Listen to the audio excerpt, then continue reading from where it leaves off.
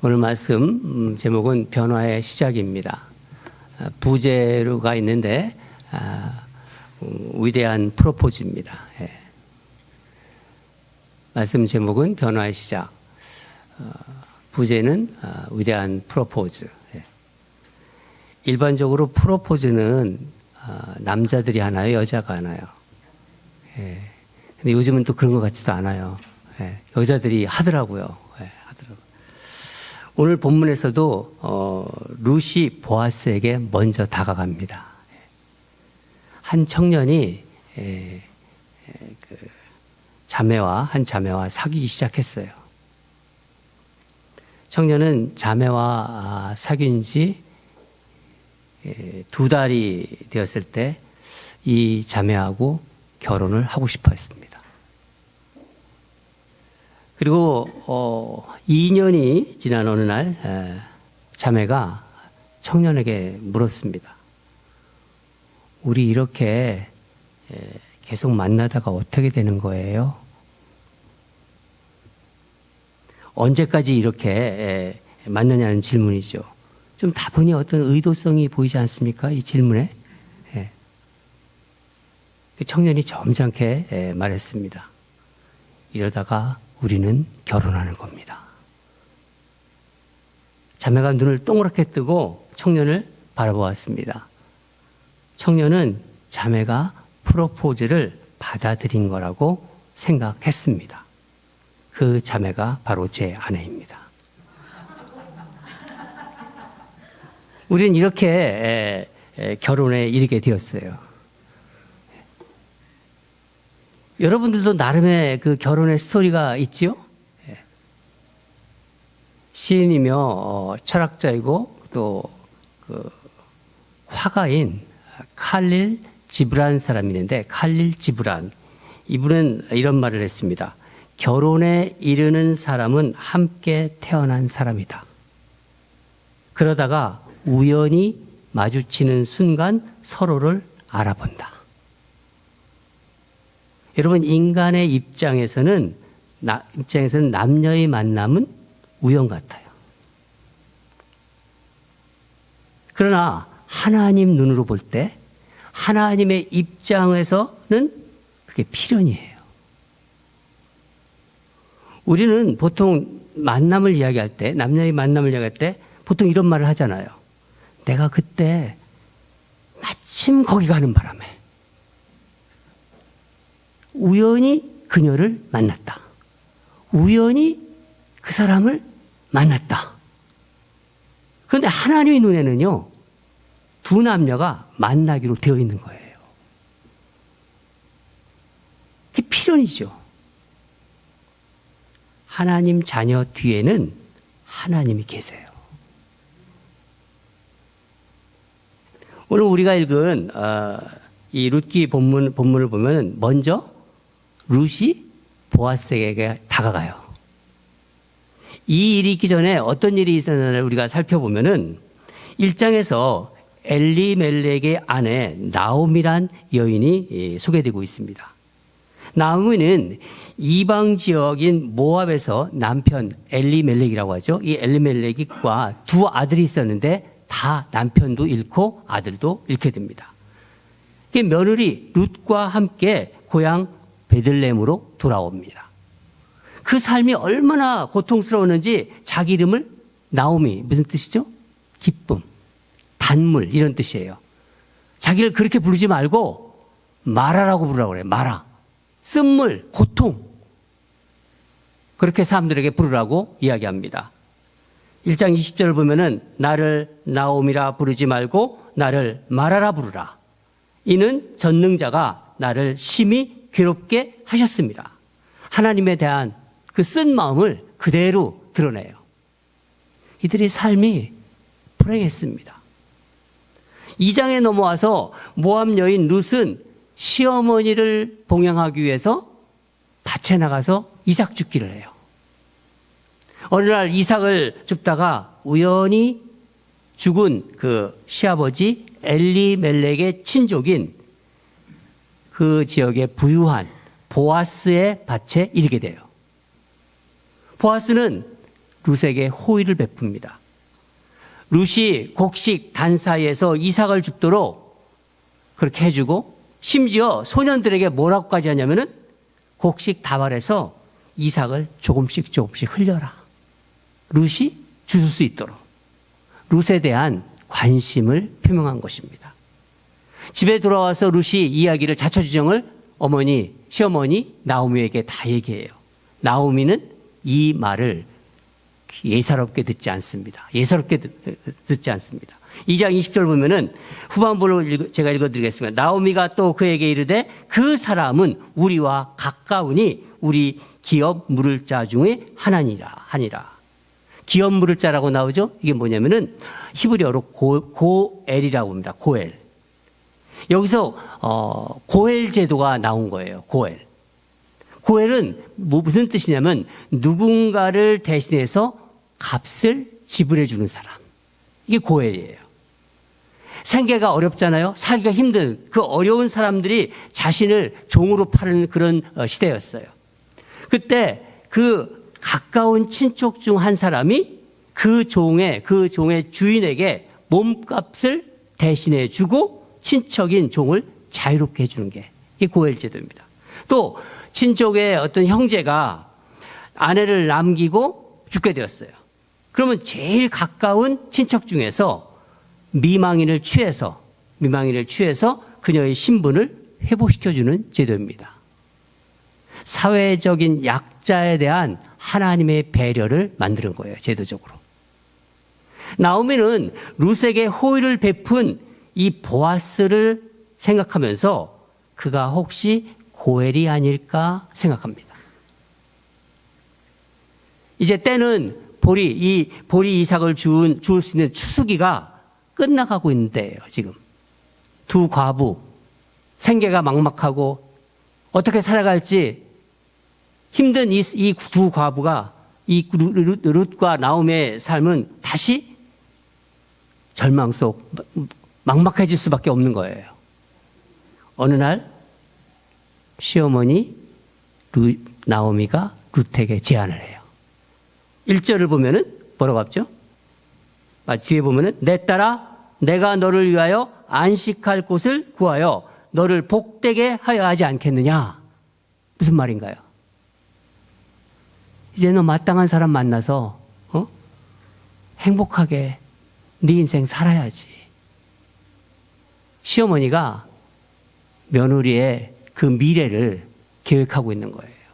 나오미는 젊은 며느리 룻의 그 행복한 미래를 설계하고 있는 것입니다. 보아스는 룻을 위해서 땅과 자녀를 줄 수 있는 유력자이고 또 이미 룻에게 호의와 친절을 베풀었잖아요. 나오미가 알고 있잖아요.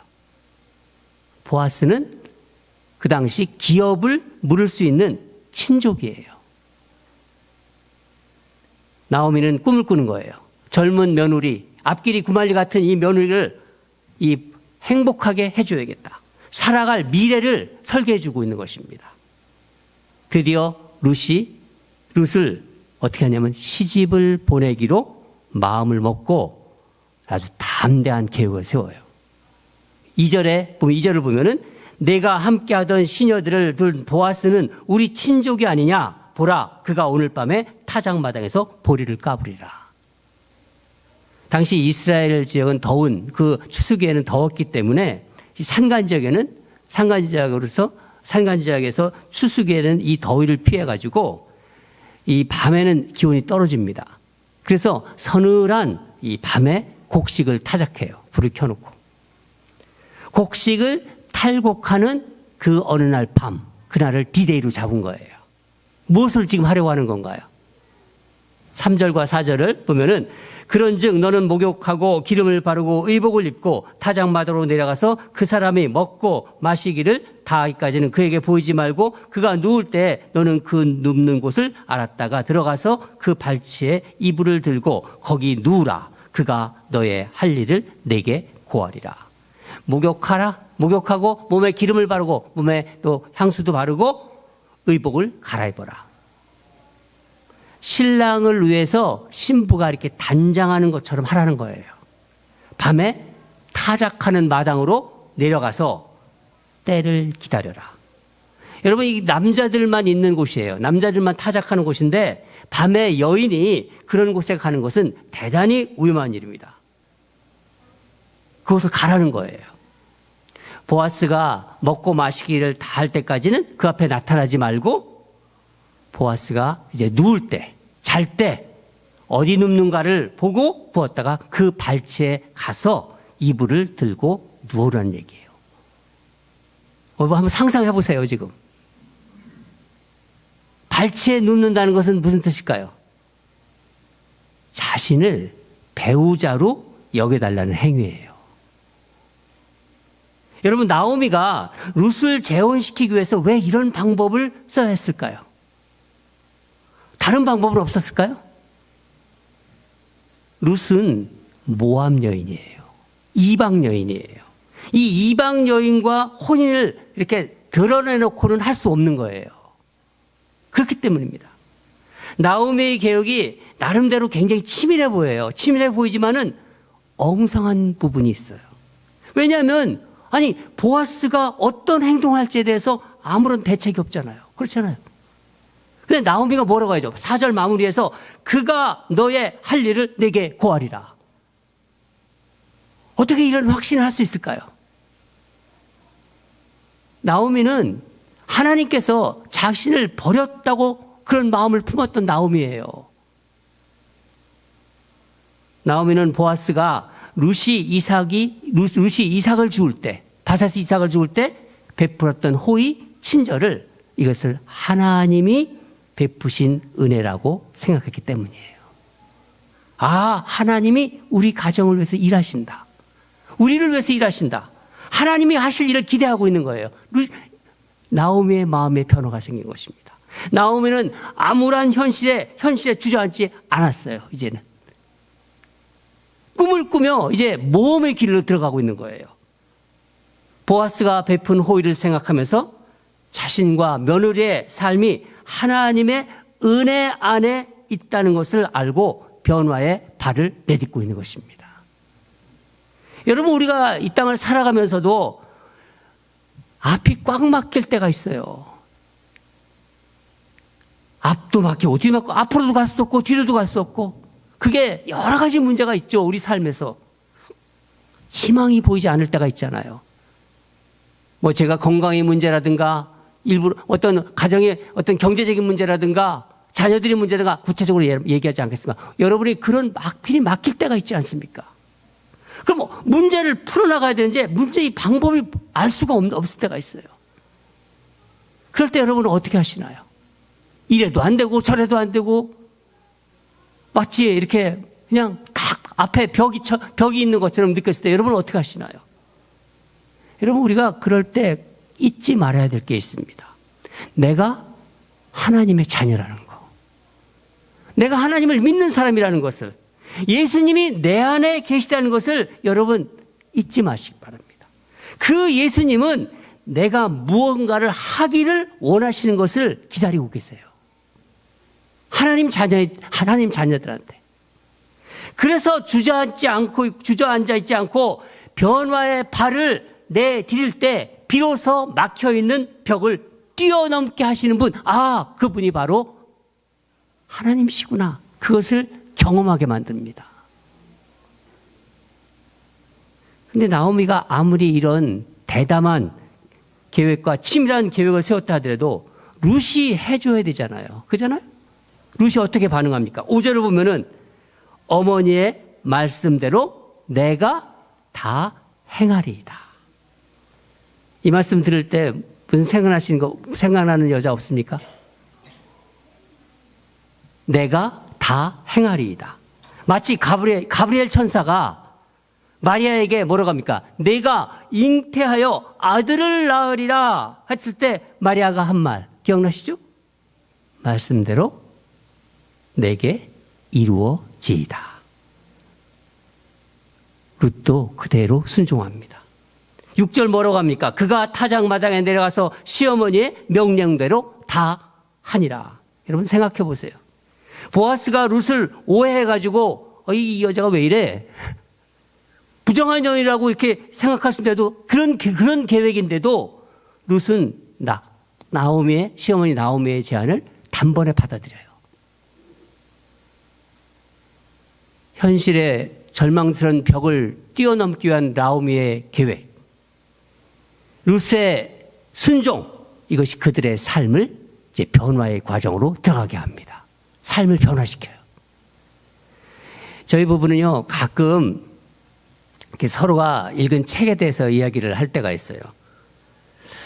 한 번은 이제 집 앞에서 자꾸 좀 오래됐는데 개구리 소리가 나더라고요. 이거 개구리가 있나 봐요. 그래서 개구리 이야기를 하다가 옛날에 봤던 개구리 왕자라는 그 동화책이 생각이 나가지고 그 얘기를 서로 하게 됐습니다. 당신도 개구리 왕자 읽어봤어? 그런데 읽었대요.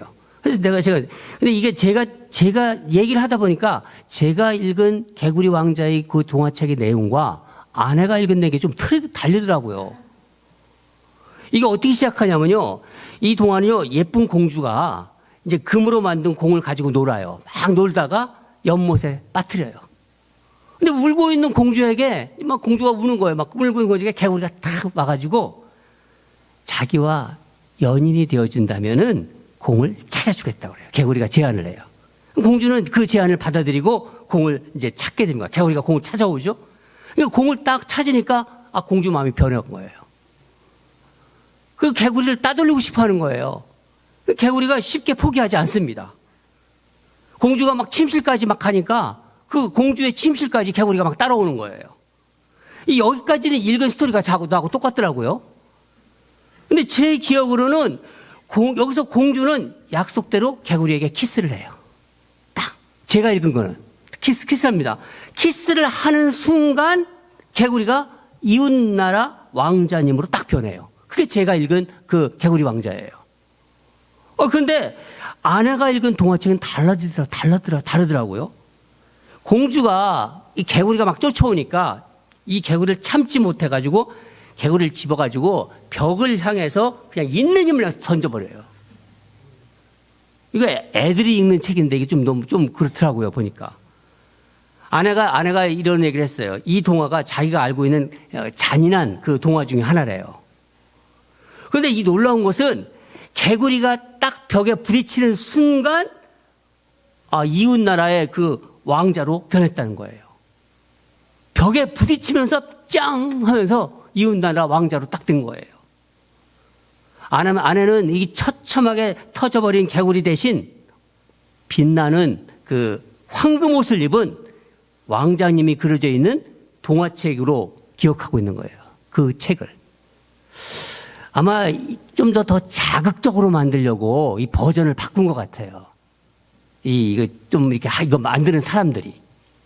저는 근데 이 개구리가 이 벽에 부딪혀 왕자가 된 그 극적인 변화 장면이 계속 제 머릿속에 있는 거예요. 탁 부딪혔는데 짱! 이게 변한 게. 제 머릿속에 계속 오랫동안 남아 있었습니다. 말씀을 준비하는데 이게 개구리가 자꾸 변하는 게 자꾸 생각이 나는 거예요. 그래서 여러분 우리가 인생을 살아가면서 마치 이렇게 내가 딱 벽에 부딪혀 있다. 그럴 때가 있어요.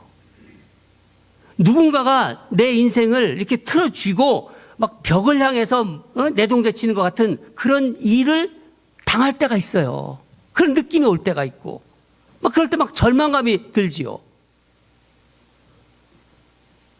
그러나 저는 그동안 목회를 하면서 하나님을 믿는 사람들이 삶이 정말 이렇게 힘들고 고통스러울 때, 절망적일 때 세상 사람들과는 달리 그 하나님을 믿는 사람들에게는 그 안에 숨어있던 놀라운 뭔가가 터져나온 걸 볼 때가 있어요. 그 에너지, 영적인 에너지가 이게 뿜어져 나오더라고요. 여러 가지 예를 들 수 있어요. 사업을 하다가 또 뭐를 하다가 저가 끝났다 이렇게 생각하는데 일어나더라고요. 완전히 새롭게 변하더라고요. 마치 이 동화책의 개구리가 왕자로 싹 변하듯이.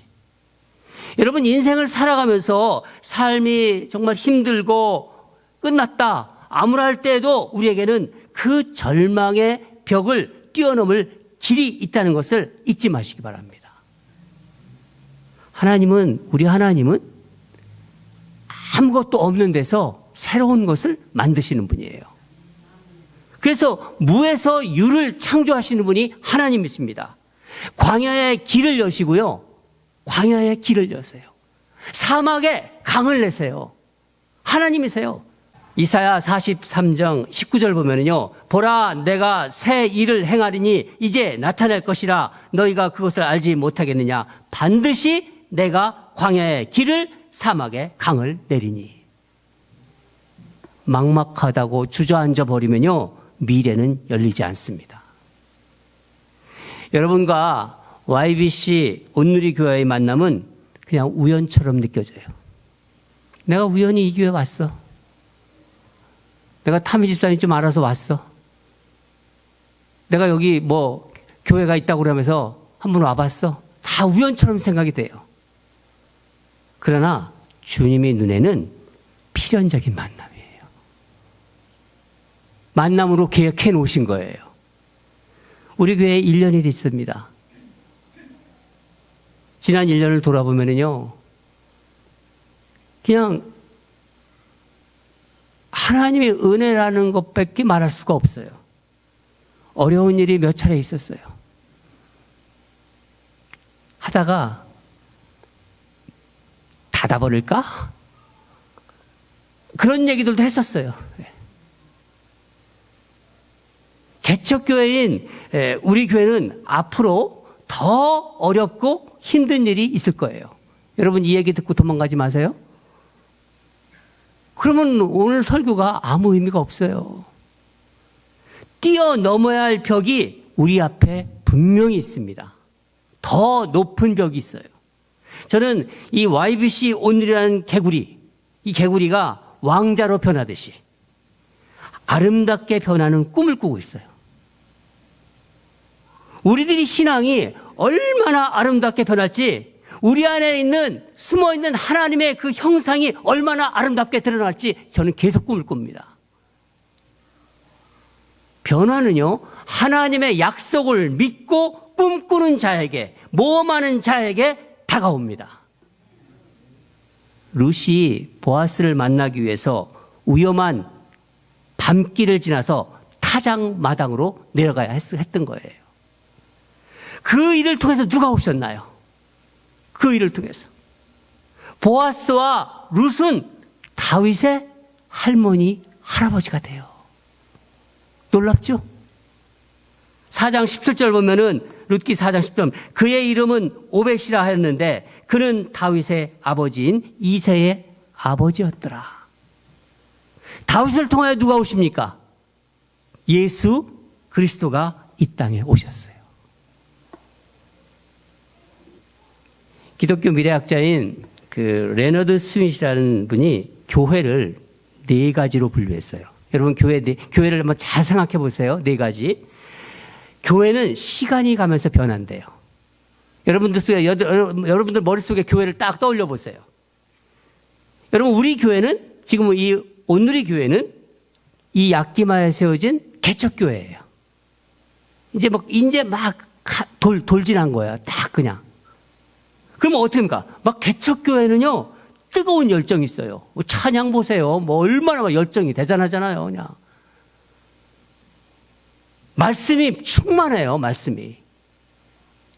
그런데 시간이 점점 지나가면서 서서히 뭘로 가요? 이런 사역, 저런 사역, 사역 중심으로 변한대요. 그런 것 같아요. 제가 목회를 해보니까.